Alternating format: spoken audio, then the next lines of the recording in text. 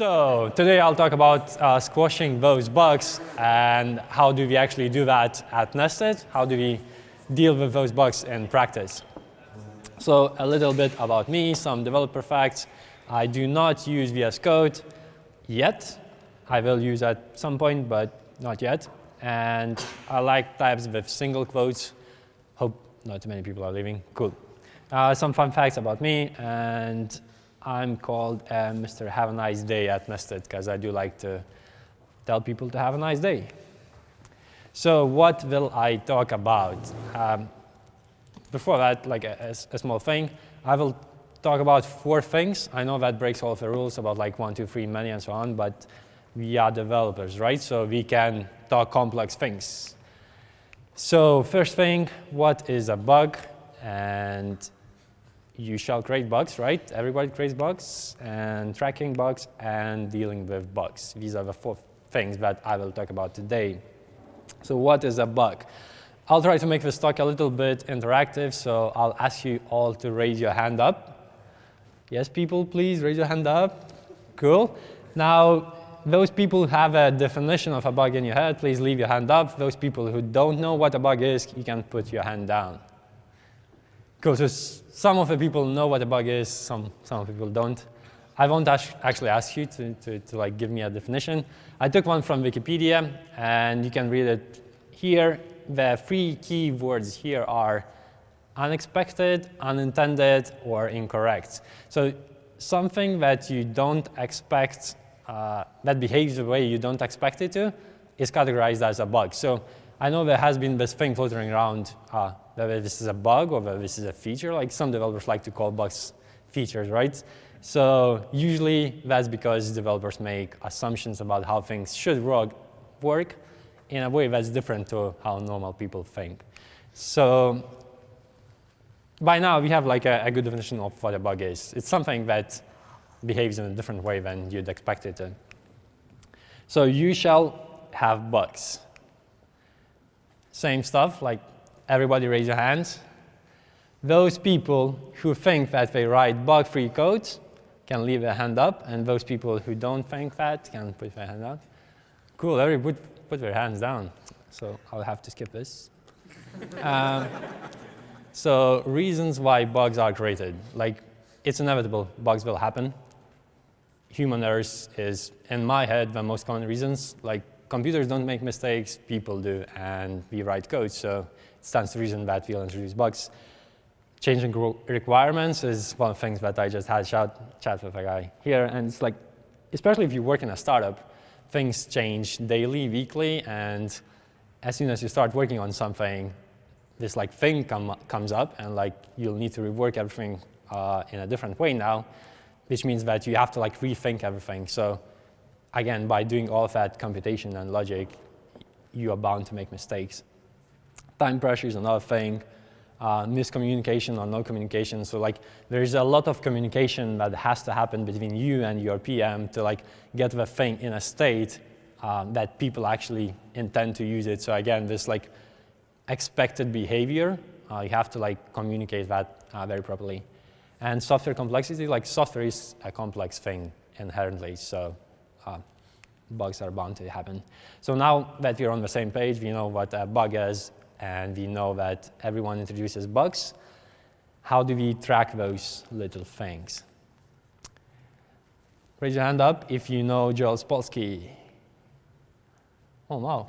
Not that many people know about Joel Spolsky. So how many people know about Stack Overflow? How many people have used Stack Overflow? Yeah, so Joel Spolsky is one of the guys who created Stack Overflow, so you should know about that guy. And he invented a Joel test. So that's a 12-step thing that tells you like how to write better software or better code. And in this particular case, I'll talk about bug database. So yes, I have a question. How many people have a bug database at work? OK, a fair few. That's cool. So painless bug tracking is part of like having a bug database. So what do you actually need to have a proper bug report? Like what comes in there? And Joel says that we need only 3 things. So we need steps to reproduce that bug.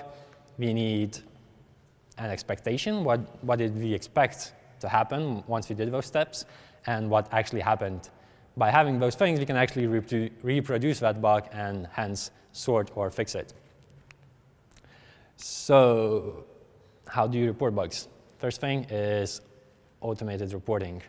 This is like a large chunk of your bugs will come through this. At least that's true for us at Nested.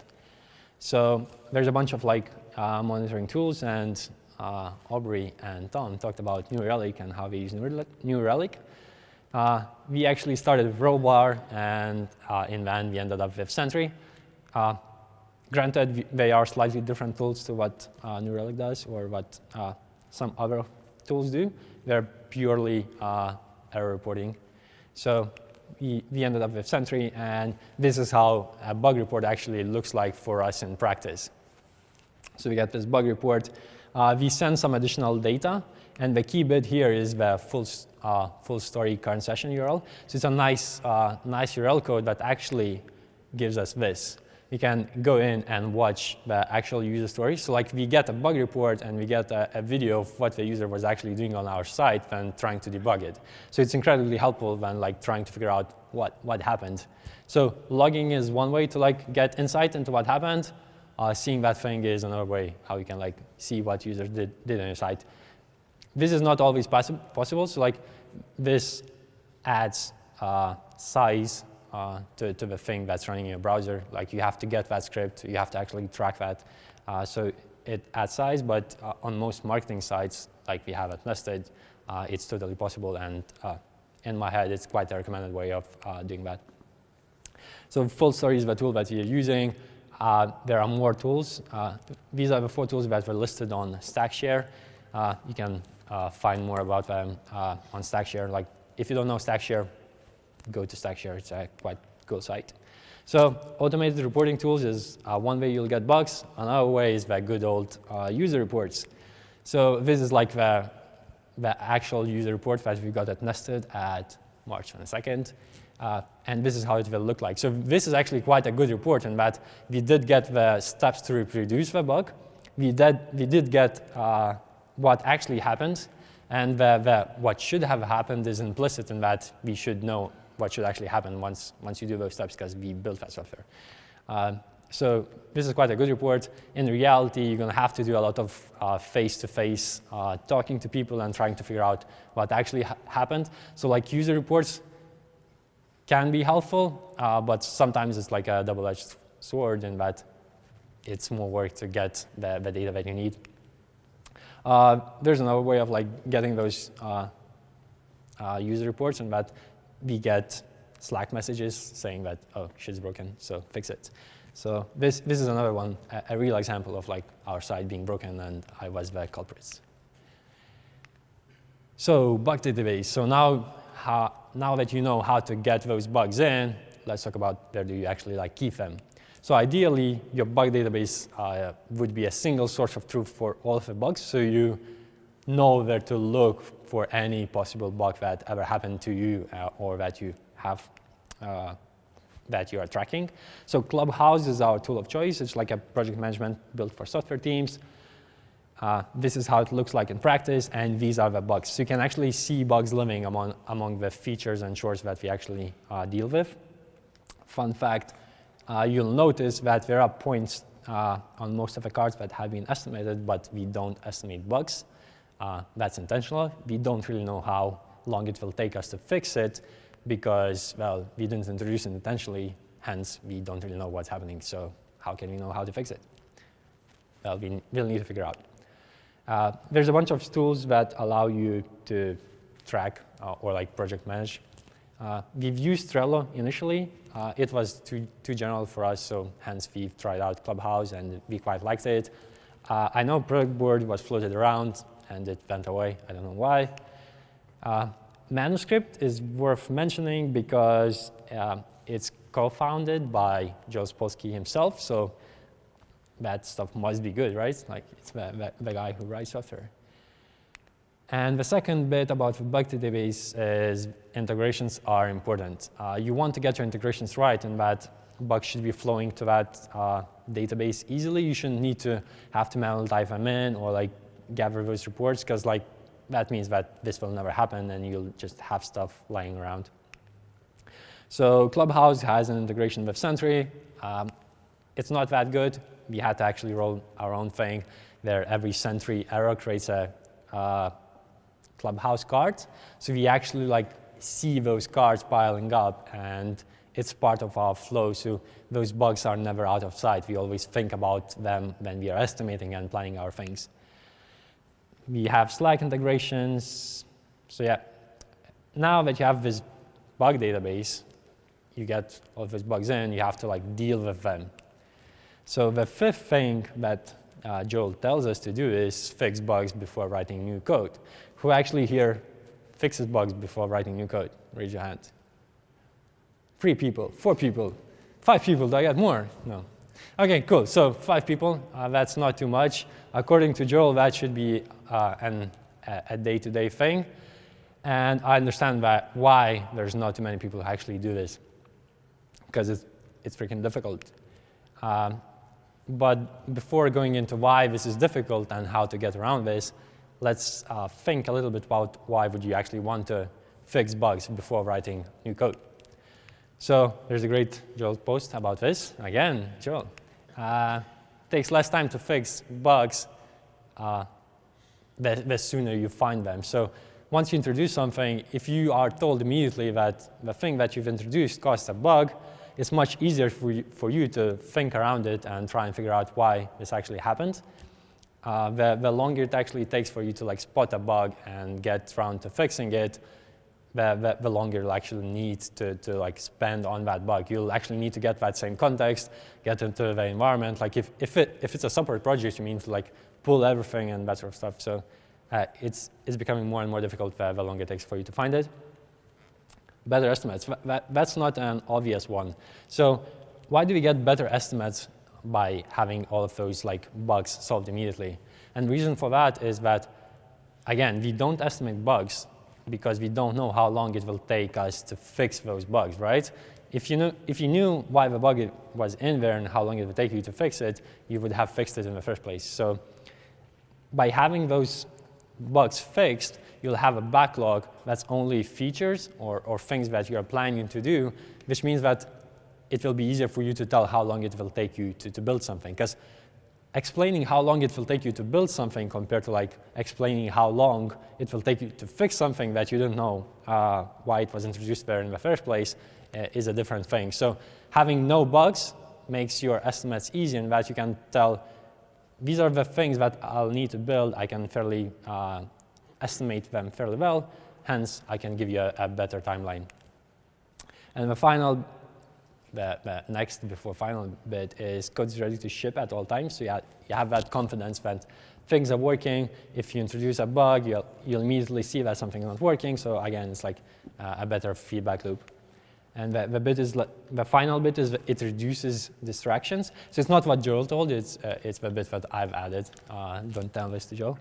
So it actually like makes your life easy in that you get less distractions. So you can focus on the features that need shipping as opposed to like having those bugs lying around and just like bugging in your eyes unless you actually don't watch out those bugs, in which case shame on you.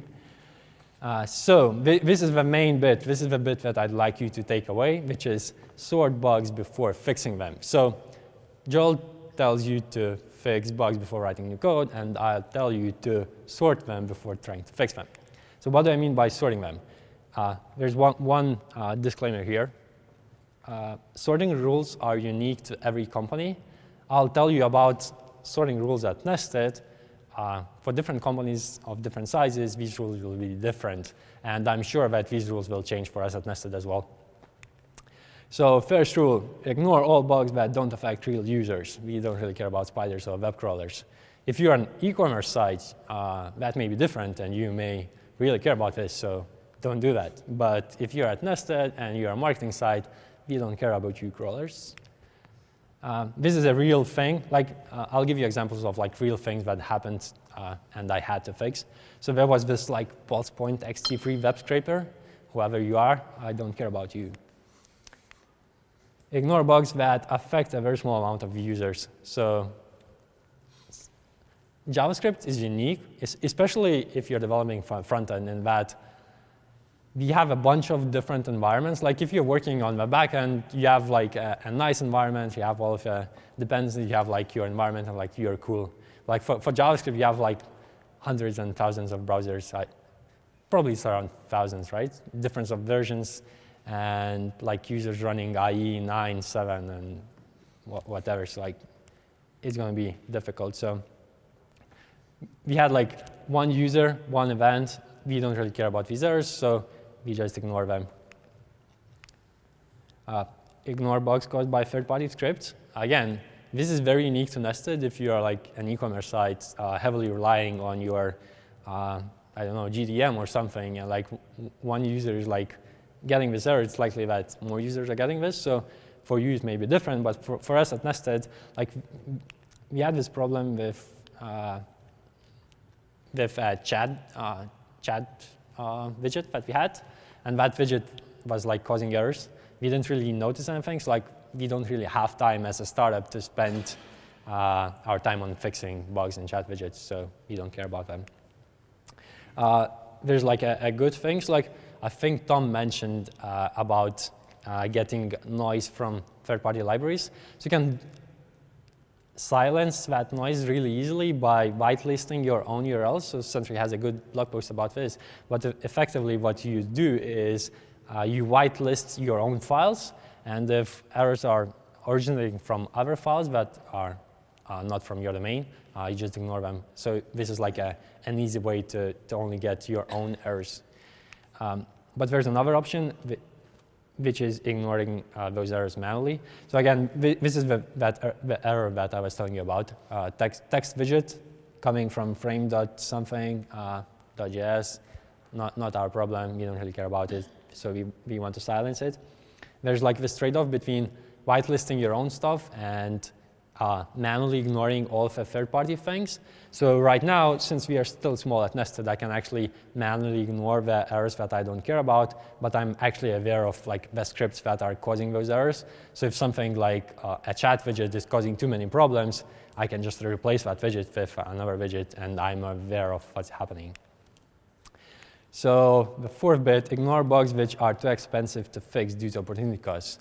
This is especially true if you're really small, like relatively small. So at Nested, we are like 70 people. We have 20 people in our engineering team or less. You don't have time to fix all of the possible bugs compared to like the features that we could ship and provide value. So again, Joel Spolsky writes a very good blog post about this one. It's called Hard-Ass Bug Fixing. And this is the bug that we consciously decided not to fix. So it affected 50 users, so it's like a fair number of users over 5 months. And we know why this bug is, sort of know why this bug is happening. It's when you do code splitting, so I'll try to explain this. When you do code splitting, you create a bunch of files which have hashed names. When you make a deploy, those file names change. So when you deploy something, user lands on your page, then you do another deploy, and that user, by having downloaded a couple of files, tries to access those same files from previous deploy, and those files no longer exist. So we actually do get a 404 error, which is an index.html file, and we try to parse it as JSON, which obviously it's not JSON, and it complains. So this happens to a fairly small amount of people. I have no idea how to fix this bug. If somebody has an idea how to fix it, please come chat to me later on. I'd be very grateful. But yeah, we consciously decided not to fix it, and basically we just leave it there in the background. I am aware of it. If somebody comes around and tells me how to fix it, problem solved, and I don't have to actually do too much work. So the fifth bit is report and, if possible, fix bugs that are caused by third-party libraries. So recently, we are using this CSS and JS library called style components, and we recently had an issue with server-side rendering. Styles have been accumulated unnecessarily, and it caused our app to be really slow. Don't use CSS and JS. Don't. So we had this bug. We reported this bug. We helped to debug this bug.